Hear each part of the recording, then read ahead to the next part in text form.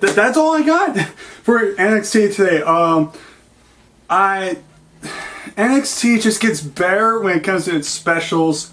Fun fact: this is actually Brandon's first time watching NXT special because normally they would be on Wednesdays and he works on Wednesdays, so we don't really get to watch them. But this was a special occasion since it was on Saturday, the night before Sunday. He had the day off work. We came over here, we watched the entire thing. So now he knows what NXT does on a day-to-day basis when it comes to its specials. And I mean, besides getting into the matches, I mean, for your first event, NXT, what are your thoughts? It was actually pretty decent. It's beating out most of everything for the WWE the last couple of weeks. Yeah, the last couple of months. Oh yeah, definitely. You call it weekly, but even for pay-per-view events, they still got them beat a little bit. Yeah, so we're going to go into the match card and we'll give our honest thoughts about that and then we'll rate the show after. So, only 6 matches, so let's get started. We got Jushin Thunder Liger defeating Tyler Breeze. It was a good match. It was not the best match of the night. It was not even the greatest match ever, but it was a very decent, good opener for... I kind of wish they did a little bit more, but for the rest of the card, it was for the best, and we'll explain why. Tyler Breeze is such an amazing talent. He's just a great worker. Jushin Liger is always going to be tremendous. The fact that he's around his 50s and he still moves like he's in his 20s or 30s is still impressive. He's still an impressive athlete. You got to give the guy some respect. I thought the entrance to Tyler Breeze was phenomenal. It kind of felt like last time when I saw it, when he was facing Finn Balor. He had the models come out and he was kind of walking down. This time it was the models for like Brooklyn, New York. And it kind of felt like almost like a WrestleMania type entrance. You can disagree all you want. No. I hated his boots. I'm sorry, they looked like used mop heads. It was stuff. Or like he liked to call it, he killed a bunch of Muppets. And sewed them all together. And that's what you get. His boots. Yeah, that's more of a nitpick though. That looks so stupid. I personally might throw up if he kicked me in the face with that boot on. Just for the fear that thing might have touched my face. I mean, it's like getting hit in the face with like a piece of roadkill. I can't tell if it's a skunk or a possum. It was a Wolverine. For God's sake, try a little harder. Oh my God! Like everything else about his heelish like style works really well, but those boot coverings were so stupid. For God's sake, choose a better looking animal. I know it's fancy to wear or even like emulation animal skin fur, but for God's sake, pick one that looks good, not one that just happens to represent a animal that was walking around. Yeah, I wouldn't wear the ass end of a pig on my foot on any part of me. Even if you said, well, you gotta wear some kind of animal, I was like, put rodents on my feet first. I mean, what were you thinking? Hello, that looks retarded. Retarded. Not cool. But again, a mid wrestling match, important to have a little filler. I would love to see what they're doing with Mr. Thunder there, and wonder what they're doing, if they're just trying to make a legend out of his character worldwide, or if they're just using him in promos here and there. I hope they're not running out of things to do with Tyler Breeze, because then he'll just become a drop off. He's such a great talent, and he's only one of the few guys on the main on NXT that's not on the main roster yet. I mean, you already have Kevin Owens gone, you already have Neville gone, Sami Zayn and Hideo Itami are injured right now. And yet at the same time, he's still just one of many that has the super kick. It's a signature. Yeah, it looks like it hurts. You're absolutely right. Yeah. it was a decent match. Ended with a Liger bomb, and that was about it.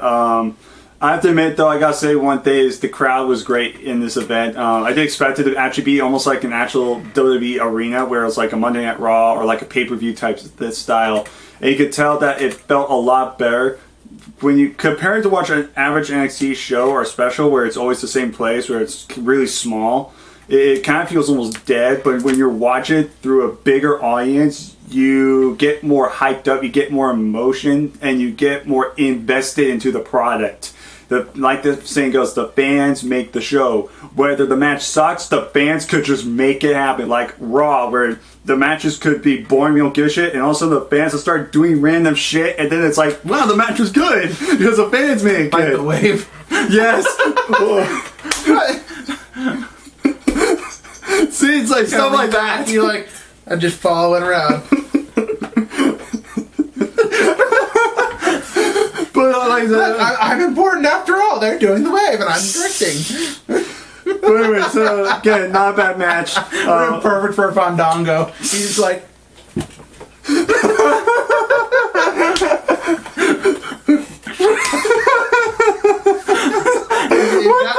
he's got you there. Wow. Follow the motion, baby. Follow the motion. Sexy boy. I'm not your boy, toy boy. John Michaels is sitting there staring at him going, what? And he looks at the crowd, they looks at him, looks at the crowd, and he's just like, oh, God. Super kick. Anyways, get off the subject. Yeah, but it was a decent match, decent opener. Round 2. Yep. Next match, it was an actually decent tag team match. It was the Vaudevillains defeating Blake and Murphy for the tag team championship. Featuring Blue Pants. Yep, Blue Pants. He had never heard of him, and her. Sorry, I botched. That dude looks like a lady. It was just a botch. I'm sorry. The fans actually went nuts for her. It was actually a good tag team match. The Vaudevillains are very impressive. I'm finally glad they're doing something with them because they've been off TV for a while, and then we were like, what are they going to do with these guys? And then they made them wear the same exact colors as Blue Pants, and it was like, okay, that's why they changed the color of their attire. Yeah. And he was like, no worry. I was like, yeah, I don't like it. No. I'd say probably the highlights would probably, you probably agree, would be probably the double net breaker where they lift them up. Yes, that was very awesome. Yeah, by Blake and Murphy. Then you had the Swanton Bomb by Aiden English. And then you had... He botched that so bad. You didn't botch it? Actually, he did. He missed the guy and landed on it. He landed too squarely on his back and then just sat up. Okay, it's a little cool anyway. Okay, so we're of two minds on that one. Okay, keep going. And then you got the finish where we thought they were going to win, but off the Swanton, you see Alexa Bliss getting in the ring. Blue Pants comes in, stops it. And then the combination, which was the European to the back of the head, and then the swing net breaker, 1, 2, 3. We got new champions that way. Which I don't understand why that would be considered a finisher versus the the assisted neck breaker. I mean, I really. I guess it was more like their tag team finisher. I think that's what it is. I don't know. I have to look it up because I don't really know what the finishers are. Maybe that's what it was. Maybe it was a tag team type of maneuver, and that's why. I don't know. I gotta check it again. No, it wasn't too special. The people who won the championships have deserved it for a while. That's what we have for that one. And I just like the gimmicks. They're so kind of like oldie, almost like corny, like very old style, but it works. At the same time, I do feel like their style does kind of represent Dusty Rhodes, so it's understandable why they'd pass the title. Yeah. No. Well, Dusty Rhodes helped NXT. But that's about all the highlights we have on that match. And good job. Yeah, good tag team match, but again, like the opener, it wasn't like a greatest thing ever, but it was just cool to finally get the Vaudevillains something. Next match, we got the debut of Apollo Crews versus Ty Dillinger. Okay, I'm taking this one for starters, okay? Mm-hmm. Excellent match. He can save it for right now, okay? I've always been a fan of Batista when he came in, Bobby Lashley when he came in, and this guy has the same exact build. He is impressive. He has got height capability when he does his movesets. He's fast. He's a little uneven. He's still untested, but he's very impressive in the ring. He's very vocal with his impacts. This is going to be one of them superstars we're going to have to keep an eye on, because if they ever put a mid-card title in NXT, he's the first one to get it. And if they do anything else with him, I can see him jumping to the main roster real quick to replace Dave Batista. Bye-bye. Oh, well. Anything you got to say on the matter? The fact that you overrated the match, it was excellent. That's a bullshit excuse because there was way better matches. This was more of a match to see what Apollo Crews could do. This is what they usually do at debut matches. It's not about the match because you know the match isn't going to be special. What matters is the guy debuting and how he performs. And although I 100% disagree with him on the match, Apollo Crews, on the other hand, is a very impressive athlete. He kind of reminds me of he has the build, kind of like a little bit Bobby Lashley, but a little bit smaller. But he's got the speed and agility like Neville, where he's very quick, he's very high, he's very quick pace, and you forgot to mention the highlight for you was the freaking like kung fu freaking midair enziguri. I didn't want to say anything because I'm not trying to like ruin people's opinion on NXT. I want them to see it before they see us. But if they see us first, then maybe they need to not be, spoilered. Who cared? It was in the middle of the match. I was shocked when it happened. But here's another spoiler alert. They don't rerun it. So I'm thinking he probably made contact with that kick. Just an FYI. Also, the other guy, apparently he's not so perfect 10 anymore. Maybe 10. He's not a perfect 10. Maybe. Wait, let me get to maybe a 7. 7. Okay, 4. 1. But I can see them doing something with him too. He does have good capabilities. Definitely able to make the crowd hate him real well. Again, the match. He walked out. We're just like, oh my god, it's another guy who shuts up. Again, this was more of what Apollo Crews can do. This was not really meant to be like this match is gonna be match of night. No. It was more of what could this Crews guy bring to the table in future matches. It was very surprising. Yeah. So again, the match was nothing really, but Crews is a very impressive. And we also got to see Preston's favorite move, the standing moonsault. That's not my favorite move. You light up every time you see it. But it's not my favorite move. But the way he did it too, he got high. He got really high. He even brought it too. He got great. He likes the Bronco Buster. I could say something right now that revolves Jeremiah, but I'm not going to. Oh. He's trying. Anyway, moving on. Match number 4 of the night. Yeah. Next match, Samoa Joe defeated Baron Corbin by pass out / submission. The match wasn't anything again special. It was okay at best. I wasn't really looking forward to like a spectacular match. I was expecting just at least a match. At least it was watchable. Do you see these guys having a rematch in the near future? I think I do. I could see them doing some sort of feud in the future. I can see him doing a feud still because he never tapped out, and that's what he's going to push. He's going to push for the fact that he never tapped out, and therefore he shouldn't have been disqualified. And he's going to push for a rematch immediately. That's what I see. Yeah, and keep in mind, this guy's a huge Baron Corbin fan. He likes the character. He likes the. I like how big he is. I like how negative he is. I like how he's just completely on his own game. That's great, and just his sheer size and capabilities. I don't like the fact that the last couple of matches I've seen of him, he's kind of slowed down and stopped trying, and it's like, okay, well then, head contract. You better do something. Well, most of his matches were squash matches, unless he's like paired against like Samoa Joe or Rhino or something, where he's actually having matches. Yeah, that's the problem. He's not competing. His matches aren't having him compete. It's having him capitalize on one instant, and then it's just like, oh come on, he can do more than that. Well, I think they're trying to build on like a Goldberg, where he first came in and all he did was dominate until he actually was put up against like guys like Brock Lesnar, Kane, Triple H. Guys like that, where he became like a dominant force, and then when he actually started getting real competition, like Ryback. Remember when they were doing Ryback? All they were doing is having beat jobbers and. Yeah, but he's going against 3 of them at a time, 2 or 3 of them at a time. Yeah, but he was beating up jobbers until finally he was facing guys like Punk, and then Cena, then Mark Henry. He was actually being, main eventers. And the second he got his first main event, he still got his nuts squashed. Poor squirrel. I still can't believe you remember the Hell in a Cell match. Freaking Brad Max low blow them. Oh! He squashed the squirrel's nut! Yes, I remember that quite well. I'm sitting there going, oh, ooh, roadkill. Oh.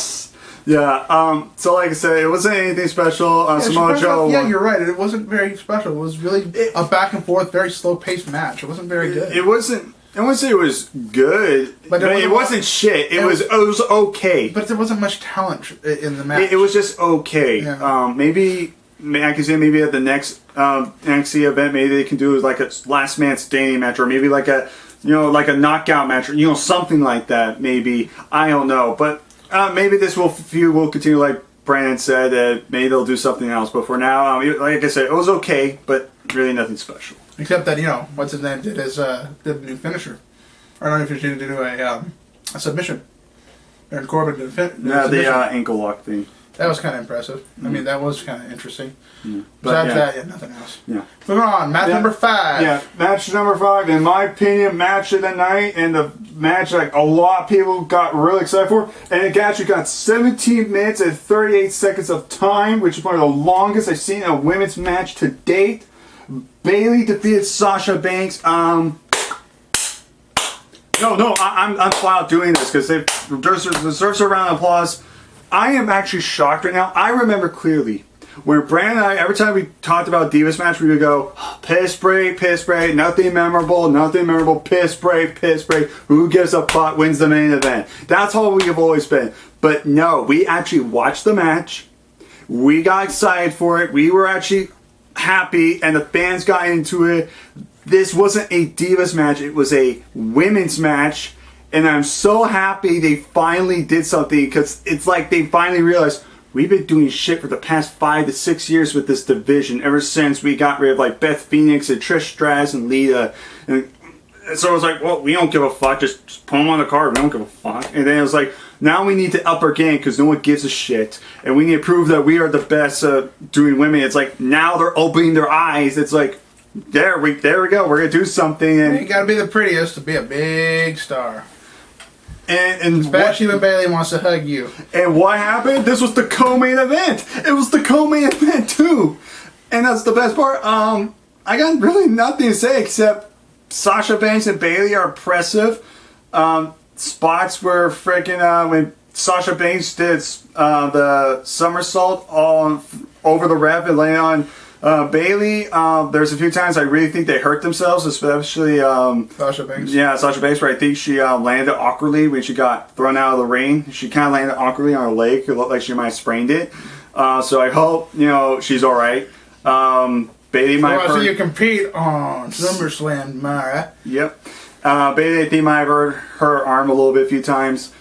I think the spot 9 definitely was probably be the reverse hard Karana from the top row, and he even went, oh, when freaking Sasha Banks hit her head. He said, you're not supposed to land like that, right? That's not gonna help the impact any. You gonna wake up and you gonna talk like me. You did that, boy. How you doing, I got reverse freaking standard. It was so horribly awesome. Ow! And then other moments too, like you had the crossface by Sasha Banks. We thought she was going to win there. That was the crossface by Sasha Banks. And then Bayley reversed it, got her version of the crossface. They just went back and forth, and the crowd was actually red hot. They weren't like in the past where it was just like, oh, yay. Because they were kicking out and they were taking. They were actually wrestling. They were actually giving a shit for once. It wasn't just like, here's a throwaway match. It was like, no, we're gonna have a promo for these guys. We're gonna have give these guys entrances. We're gonna promote the shit out of this, and they're not just gonna have a 5-6 minute match or 2 minute. No, they're gonna have an almost 20-minute match. It's gonna be the co-main event, and afterwards we're just like, what the fuck did I just watch? Wow, I just beat the last 4 men's matches. That's sad. It's actually true. The last 4 men. You can take all 4 of the men's matches and put them together and have them all beat the crap out of each other, and still that women's match beat them. I mean, I talked a lot, but you don't have any thoughts because you're the one that critiqued a lot in women's matches, and you will be the first to admit that when it came to women's matches, you never got excited for it. But until I still don't. To this day, I still don't. WWE's women's matches are still just that. They're divas matches. And they're about the prettiest girls doing whatever they gotta do to keep their title. And it's not a competing league. It's not a league that you compete in. It's a beauty pageant. You go to NXT and you got divisional competition. It's not the same. It's not even close. And you think by interjecting some NXT women into the divas division that you're gonna have something special? No, you're not gonna have nothing special. You literally have to go screw it and bring back the women's championship, and then have a Divas championship, and that way, your little ballet dancing stripper, I'm gonna say beauty pageant girls can stay with the Divas matches because they don't want to break an L, and your competing women's personnel will actually go for the women's championship and actually prove that women can wrestle, and you won't have any question about it. You can take the Divas championship and kick it over to SmackDown, and the women's championship can be on Monday Night Raw. That's what happened. And in order to qualify, you have to sign a waiver saying that if I get injured for the women's championship, I'm allowed to have a T-shirt. That's what you need to do. And that's kind of true. It's like, ever since they brought in the Divas Championship, the women's division went downhill after that. It was just like... And what happened to the women's championship? Didn't they combine them and made it the Divas? Yeah, they broke them up because it was like cool. They snapped the championship, and they're calling themselves the co-champions. Then they got rid of it, had the Divas Championships, and they had like 2 Divas Championships. Like, what the fuck just happened? You disgraced like Trish Stratus, Victoria, Lita, Jacqueline, and all these other great women. Me, I would call it the women's Phoenix belt. There it is. The Phoenix belt. The women's championship is the Phoenix belt. Get rid of the Divas crap and make a giant Firebird looking championship. Kind of like ECW. Better. That way you can keep your little friendly wings, but they're on fire. Kind of like the Firebird. And it's treated more seriously. And that way they understand that, yes, you're a bird, you're a pretty bird diva, but you gotta be on fire to win this division to keep this title. And put some stipulation in, for God's sakes. The guys can do it, the chicks can do it. If the chicks don't want to do it, then kick them back out to the Dallas Cowboys cheerleader tryouts where they belong. Because this is not working. Eva Marie. But yeah. You can say that about 90% of the divas on freaking on the WWE roster. 90%. I wouldn't really go that far. I actually saw the kid actually could be. I'm a dick. No, but I'm an ass. No, but what I'm trying to say is you're still negative in WWE. The fact they brought in Charlotte, Sasha Banks, and Becky Lynch is proof that they're trying. They realize we fucked up. It's time for it to. And that's why they're having the SummerSlam match. And that's why they're having these matches. It's not just like piss break matches. Like you can tell they're trying, and they're actually building this up. They've actually been building this up for a couple months. If they want to go gold with this, there's only one thing they can do: change the belt.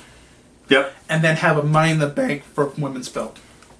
That's it. That's the only thing. That's the only. Those 2 steps. It has to be both those steps are the only thing that will fix this division. Because the Divas division, it's a joke to call it Divas. It's a joke. Why call it Divas? It's stupid. There are women. A diva is either a dude in drag, or a diva is a chick that cares more about her looks than anything else. And that's what we want. We want wrestling women that can look good, at the same time kick our nuts in if we get out of line. We want That's what we want. We don't want piss breaks. We want to care about the women wrestling, but when you get rid of the women's championship that was prestigious since the beginning back into the golden era, and then you have it replaced with a butterfly freaking title, and you're all about looks, it's only like a couple minute matches, how are we supposed to give a shit?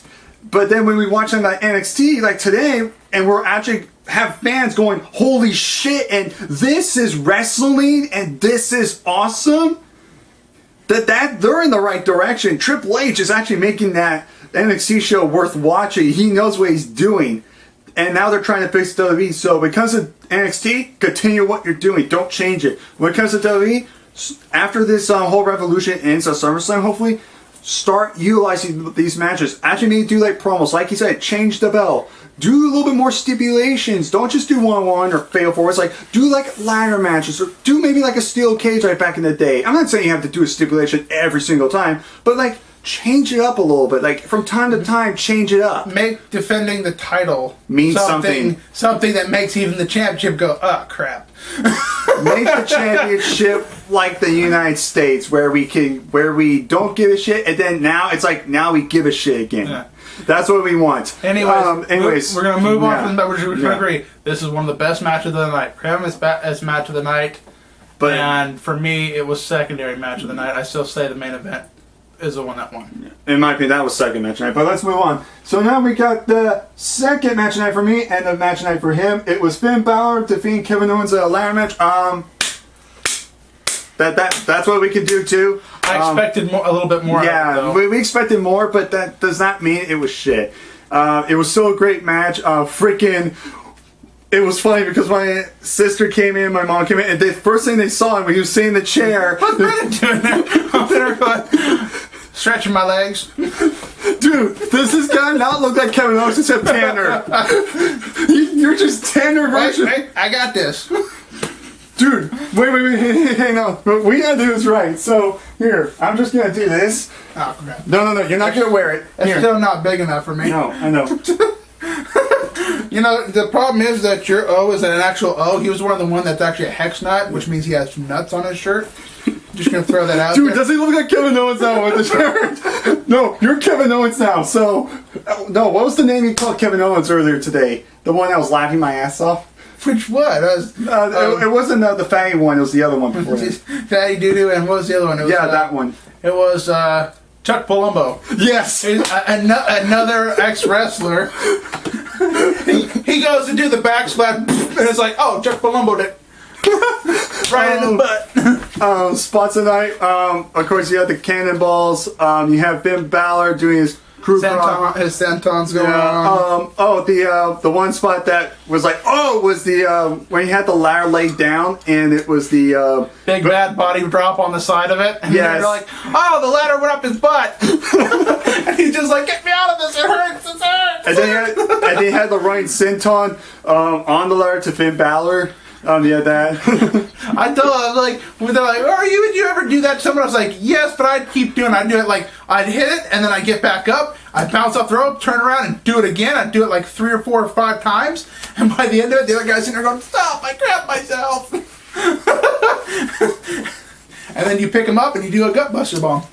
You know what that is? That's when you bring him up, you twirl him like an F5, and when he comes down, you just bring him down, face over this way, knees toward your face, and boom! Take the wind right out of him.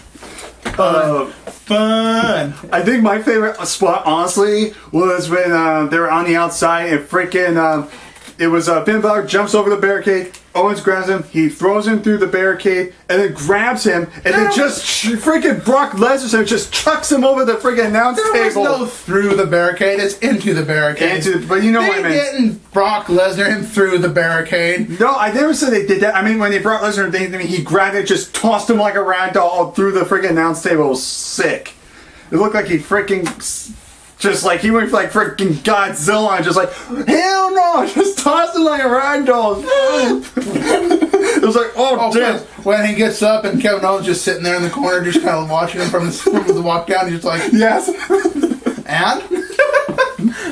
But yeah, it was a great match. I'll walk up with a bat and be like, you are not walking out of this. But the one thing I'm kind of happy about is they were kind of teasing the part where it was towards the end, and you have Finn Balor, Kevin Owens on the ladder, and you thought Kevin Owens was going to do his traditional brainbuster. That you know that he wasn't going to do it. It would have been too dangerous. So Finn Balor countered. He actually landed hard on the ladder. Finn Balor did his crew across off the top of the ladder, and then got the win. It was still crew across. Sorry. It is a it's a what do they call it? Coup de grace is a way of saying finish. And the coup de grace, the last touch. Yeah, which is so cool. Okay, I like that. I was wondering what that meant. But yeah, so it was still a great match. Like I said, the start was okay at best, but then the last, I would say, 2 matches really made the show worth watching.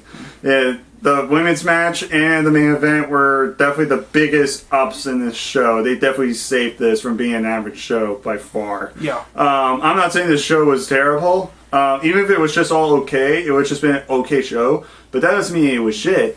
Because we experienced way worse pay-per-views. And TNA, don't forget about TNA. Ooh, yeah, damn, TNA. Bound for Glory and Extreme Rules. Bound for Glory last year pissed him off. Extreme Rules made me have a seizure. I ain't ever seen a pile of shit dropped off an Empire State Building and explode on the ground. And you're just like, Bound for Glory. Oh look, Extreme Rules is following. No, yeah, but overall, if I had to rate this show, I'd probably give it an 8 out of 10 because the last 2 matches really were excellent. That's pretty much where I was, about 7.5 to an 8, yeah. Yeah, just because the last 2 matches were so awesome that it really helped the show a lot. That's why. But that's pretty much it, guys. So I hope you guys enjoyed this video. We were going to do live reactions, but we decided not to. Because I might fart too much, and nobody wants to hear that. Well, it was no... I know a lot of you want to hear that, and he goes, come on! But that's neither here nor there. That's everywhere. Yeah. But, we were going to do live reactions, but we decided not to. I'm actually doing this on my regular camera, so it will be up a little bit later. Because I'm actually just got a new hard drive for my camera, and with more any storage. luck, we will have live reactions to for SummerSlam tomorrow. That is happening. So remember, look for the fuck and what the hell. And don't forget, break it. No, break it. Oh no! Don't forget, fat guy pick his nose. Oh, and don't forget, suplex. And don't forget, just a little teaser, because I went to Raw in San Jose a few weeks ago. I'm going to be wearing my new Undertaker shirt tomorrow. He'll be wearing his new Brock Lesnar shirt tomorrow. So I'm going to be Team Taker's going to be Team Lesnar. It's going to be fun. Lesnar's gonna kick his nuts after he gets cracked open like a watermelon. And after freaking... You can suck my cold! And still Lesnar 5-7 takes him down. He gets up, and Kane's right there, and Kane blows him, and he's just like, no. This is the 3rd time these last couple of weeks I've been hitting the nuts. Then it becomes a tombstone pile drive-a-thon.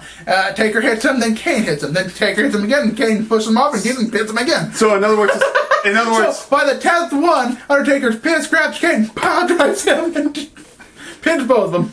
And then Sting comes out freaking scoring death cross Taker. Sting walks up like, what the? He's like, what? And he hits him with a bat. She's like, I hate you. In other words, we're going to be taking a trip to Tombstone City. I'm just going to say, there's going to be a lot of air mileage here, which ends in a face plant.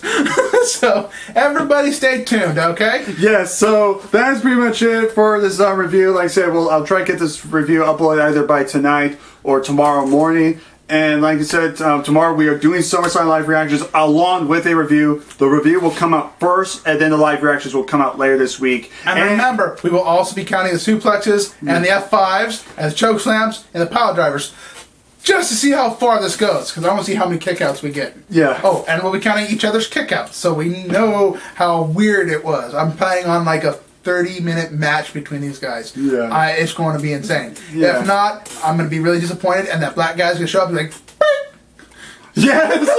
like that all over again. So, stay tuned. We will be back with you tomorrow. Yeah, and like I said, Brandon and I did another video that will be uploaded sometime this week. Hopefully in the next couple of weeks, but it's taking a while. So you'll see why. But that's pretty much it, guys. So we'll see you guys next time tomorrow. And get ready for SummerSlam. And one more thing, NXT, congratulations for another good show. And SummerSlam, let's see what you can do. Don't drop the ball, bastard. Please do not drop it. This is your chance of redemption. Hey, it's a good card. If they drop the ball, maybe Brock Lesnar will get angry enough to actually go to NXT. I'm sorry, what? Please don't go to NXT. No. But then again, you could have matches with Baron Corbin and Samoa Joe. Yeah, because we need to bury them some more. Samoa Joe grabbed him. He's got him in that log, Cochina clutch. What's going on? Oh, Brock Lesnar just grabbed him from behind and F5'd him. Suplex City. Another Samoan bites the dust. I think Suplex City just picked up the Samoa and F5'd it. So let me get this straight. Rikishi, then The Rock, then Roman Reigns. Could you possibly see? Did he ever do that? Did he ever F5 Rikishi? Yes. Oh my god. We're going to have to look at that because honestly, I would like to see go. It was actually considered... You can hear his butt cheeks flapping in the wind as he spins. It's actually considered one of the best F5s he's ever done too was Rikishi. He blows like a bunch of shit all over the fucking ring. Roxanne's there looking at him like, oh man, he just kind of kicks him over and just puts a toe on him and just 1, 2, 3, and the referee jumps out of the ring and throws up. So that's pretty much it, guys. And we'll see you guys tomorrow. So take care, all my peeps. And last words. Yeah, it's you.